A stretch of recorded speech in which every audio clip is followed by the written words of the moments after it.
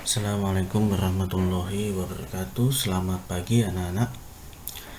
Kembali pada pertemuan kita di pertemuan minggu kedua di semester genap ini, yaitu untuk mata pelajaran fisika. Adapun yang kita bahas pada pertemuan pagi hari ini yaitu mengenai kalor. Sama saya, Anas Aribowo.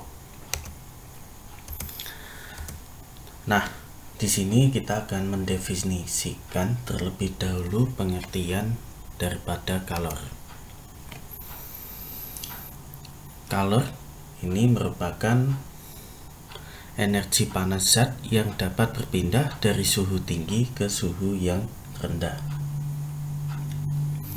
Nah, kalor ini merupakan bentuk energi yang pindah karena adanya perbedaan suhu. Nah, secara alamiah kalor ini berpindah dari benda yang bersuhu tinggi ke benda yang bersuhu rendah. Sebelum abad ke-17, orang beranggapan bahwa kalor ini merupakan zat yang pindah dari benda bersuhu tinggi ke benda yang bersuhu rendah. Jika kalor merupakan zat, tentunya kalor juga mempunyai massa. Ternyata benda yang suhunya naik, ini massanya tidak berubah. Jadi, kalor ini dikatakan dia merupakan bukan suatu bentuk zat.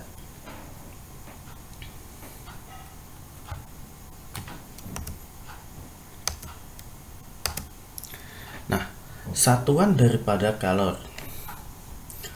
Untuk menyatakan kalor, ini adalah joule atau kalori. Joule menyatakan satuan usaha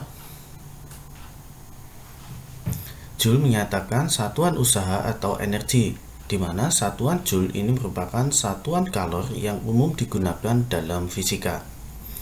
Sedangkan kalori menyatakan satuan kalor. Kalori ini merupakan satuan kalor yang biasa digunakan untuk menyatakan kandungan energi dalam bahan makanan. Contohnya, sepotong roti memiliki kandungan energi 200 kalori dan sepotong daging memiliki kandungan energi 600 kalori. Di mana nilai 1 kalorinya ini adalah banyaknya kalori yang diperlukan untuk memanaskan 1 kg air agar suhunya naik 1 derajat Celcius. Hubungan satuan kalori dengan joule ini adalah 1 kalori sama dengan 4,2 joule, atau 1 joule-nya ini adalah 0,24 kalori. Adapun persamaan kalor ini secara matematis dapat dirumuskan Q sama dengan MC dikali delta T, di mana Q-nya itu adalah energi kalor, M-nya adalah massa dengan satuan kilogram, C-nya adalah kalor jenis benda dengan satuan joule per kilogram derajat Celcius, dan delta T-nya ini adalah kenaikan suhu dengan satuan derajat Celcius. Nah, adanya pengaruh kalor terhadap suatu benda ini dibagi menjadi dua, yaitu pengaruh benda terhadap suhu benda dan pengaruh kalor terhadap wujud benda. Adapun pengaruh kalor terhadap suhu benda, ini adalah kalor merupakan energi yang diterima atau dilepas suatu benda. Kalor yang diterima suatu benda bisa berasal dari matahari, api, atau benda lainnya. Kalor yang diterima oleh benda dapat mengubah suhu benda. Ketika kalor diberikan pada air, maka suhu air akan bertambah. Makin banyak kalor yang diberikan, makin banyak pula perubahan pada suhu airnya. Bila kalor terus diberikan, lama-kelamaan air akan mendidih. Ketika air sudah mendidih, suhu air tidak akan bertambah, melainkan tetap. Dapat disimpulkan bahwa kalor merubah suhu benda. Benda yang melepas kalor seperti air panas dalam gelas, air panas yang kita letakkan di atas meja, ini akan melepaskan kalor ke udara. Titik-titik karena air panas ini melepaskan kalor. maka suhu air panas makin lama makin turun. Air panas ini berubah menjadi air dingin. Hal ini menunjukkan bahwa kalor ini merubah daripada suhu benda. Jadi pada pengaruh terhadap suhu benda ini yang dipengaruhinya itu adalah jenis zatnya. Jadi dia menerima atau melepas. Kemudian yang berikutnya ini adalah pengaruh kalor terhadap wujud benda. Kalor ini menyebabkan perubahan wujud pada benda-benda, seperti contohnya pada coklat atau es batu. Coklat yang kita genggam dengan tangan ini dapat meleleh, yang awalnya padat. Hal ini terjadi karena coklat mendapat kalor dari tangan kita dan udara. Demikian juga dengan es batu yang diletakkan di dalam piring di atas meja. Lama-kelamaan, es batu ini mencair karena pengaruh kalor dari udara. Ketika es batu dipanaskan, maka lama-kelamaan es batu berubah menjadi air. Berarti, es batu ini berubah wujud dari padat menjadi cair. Logam seperti besi dan emas ini juga dapat berubah wujud bila mendapatkan panas. Hal ini terjadi misalnya di tempat peleburan logam. Pada fenomena lain, bila pemanasan berlangsung terus-menerus, maka suatu saat air ini akan mendidih. Setelah mendidih cukup lama, ini air akan seakan-akan lenyap. Di sekitar panci banyak kita dapati uap air. Ini artinya air telah berubah wujud dari air menjadi gas. Sehingga dapat disimpulkan bahwa kalor dapat merubah wujud gas, di mana perubahan wujud gas yang disebabkan oleh yang disebabkan oleh kalor ini antara lain perubahan dari beberapa fase. Mungkin perubahan wujud dari padat menjadi cair, atau berubah wujud dari cair ke gas. Bisa juga perubahan wujud dari padat menjadi gas, menguap, mengembun, mendidih, melebur, dan membeku. Nah, di sini kita ada pengaruh kalor terhadap wujud zat itu. Kita tarik suatu diagram gambar seperti yang ditampilkan. Di sini ada 3 fase zat, yaitu ada zat padat, cair, dan gas. Di mana perubahan kita awali dari cair, perubahan wujud dari cair menjadi padat ini dinamakan membeku. Sebaliknya, dari padat menjadi cair ini dinamakan melebur. Kemudian dari cair berubah menjadi gas ini dinamakan adalah menguap. Ataupun sebaliknya, dari gas ke cair ini dinamakan adalah mengembun. Kemudian fase padat berubah menjadi gas, ini dinamakan menyublim. Sedangkan dari gas menjadi padat ini adalah mengkristal. Nah, ini mungkin kalau cair ke padat ini bisa kita temui di dalam kehidupan kita sehari-hari, bisa es batu contohnya. Demikian juga dari cair ke gas. Nah, ini biasanya seperti kita memasak air, ini dari cairan dia akan menguap kalau dalam posisi didihnya, atau dari gas mengembun seperti pada kejadian setiap pagi hari. Nah, sedangkan untuk contoh dari padat ke gas yaitu penyubliman, ini seperti contohnya adalah kapur barus. Jadi dia awalnya bentuknya padat, lama-kelamaan dia akan berubah menjadi gas. Dengan dibuktikan kapur barus itu apabila kita letakkan dalam ruangan, dia lama-kelamaan akan berubah bentuknya. Jadi dia akan semakin mengecil. Demikian juga dari gas ke padat. Ini penyubliman. Ini contohnya jelangga yang kita temui pada lampu yang lampu petromak. Nah, ini biasanya jelangganya menempel pada dinding-dinding kaca. Nah, ini perubahan fase dari gas menuju padat. Nah, di dalam proses perubahan wujud benda terhadap ini terdapat dua persamaan, yaitu persamaan energi kalor, yaitu kalor perubahan suhu dan kalor perubahan wujud. Untuk melakukan perubahan suhu, ini sebuah zat membutuhkan energi kalor sebanyak, yang secara matematisnya Q sama dengan MC delta T. Q-nya adalah energi kalor, M-nya adalah massa, C-nya kalor jenis benda, dan delta T-nya adalah kenaikan suhu.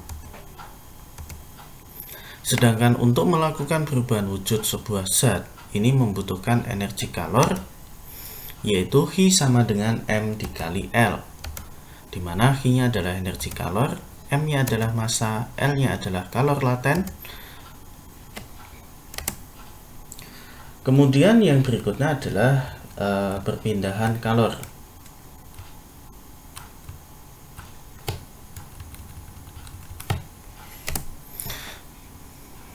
Perpindahan kalor ini terjadi dari sistem bersuhu tinggi ke sistem bersuhu rendah. Ada 3 perpindahan kalor. Yang pertama itu adalah perpindahan kalor secara konduksi.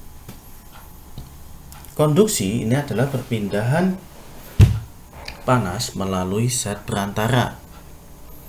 Namun, zat tersebut tidak ikut berpindah ataupun bergerak.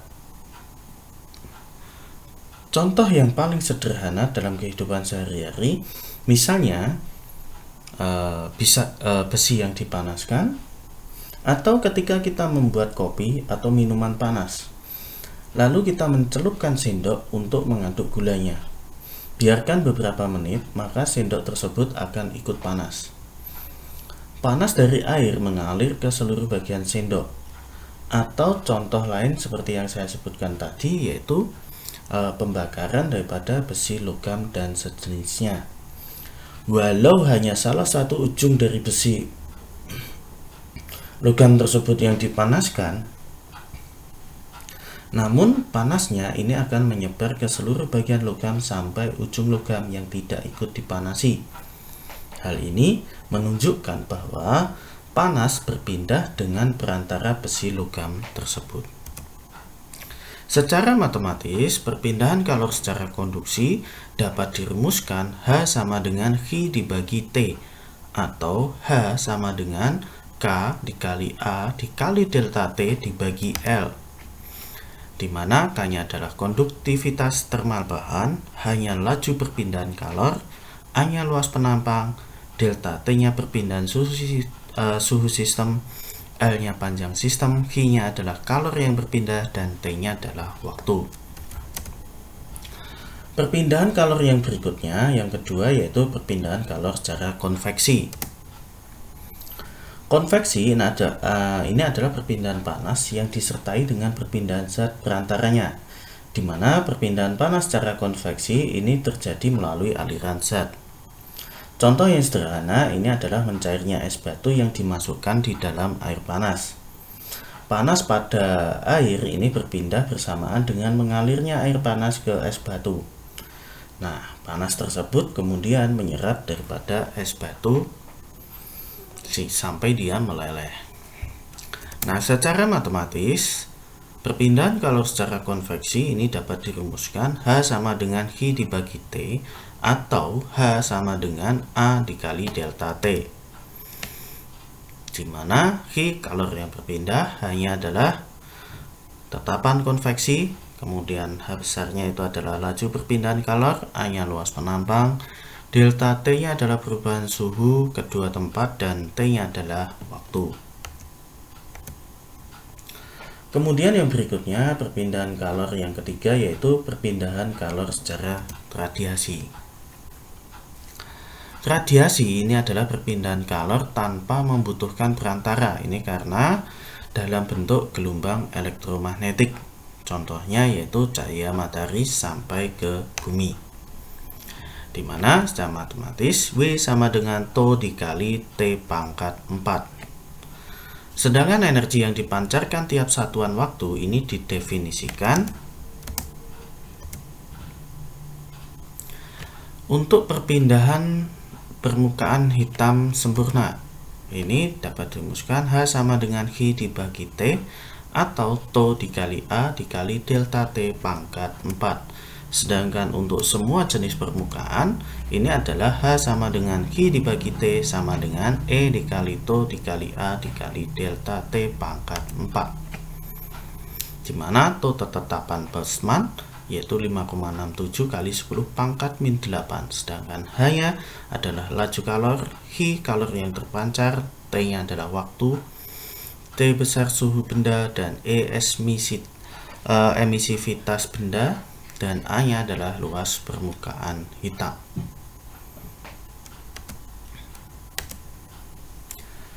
Berikutnya yaitu asas Black.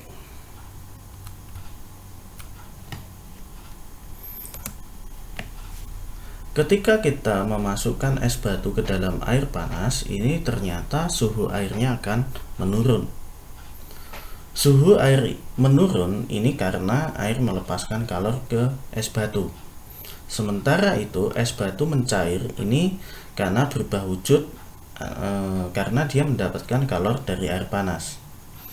Berarti pada peristiwa ini salah satu benda ini dia adalah melepas kalor, sedangkan benda yang lain ini dia menerima kalor.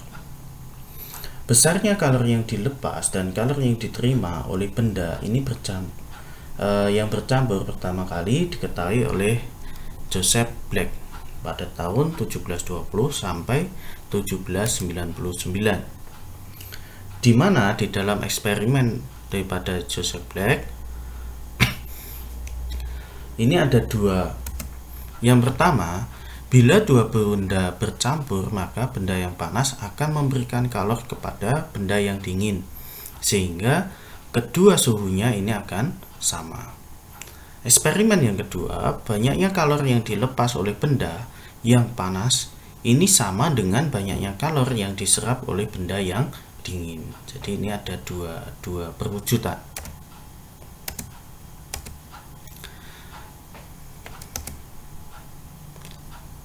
Nah, pernyataan di atas dari eksperimen Joseph Black ini dapat diringkas sebagai berikut. Kalor yang dilepas oleh suatu benda ini sama dengan kalor yang diterima benda lain. Nah, pernyataan inilah yang biasa disebut yaitu asas Black, di mana pernyataan tersebut dapat dituliskan kalor lepas sama dengan kalor yang diterima, atau Hi lepas sama dengan Hi diterima. Baik, sampai di sini dulu penjelasan saya mengenai kalor. Nah, untuk contoh soalnya silahkan nanti dibuka. Jadi tidak saya jadikan satu, nanti silahkan dilihat untuk contoh soalnya pada alamat yang lain nanti akan saya berikan. Nah, tetap dipelajari, kemudian patuhi protokol kesehatan dan selalu patuhi 3M, yaitu mencuci tangan dengan sabun, memakai masker, dan menjaga jarak. Sampai di sini dulu pertemuan kita pada pagi hari ini. Kurang lebihnya minta maaf. Terima kasih. Assalamualaikum warahmatullahi wabarakatuh. Selamat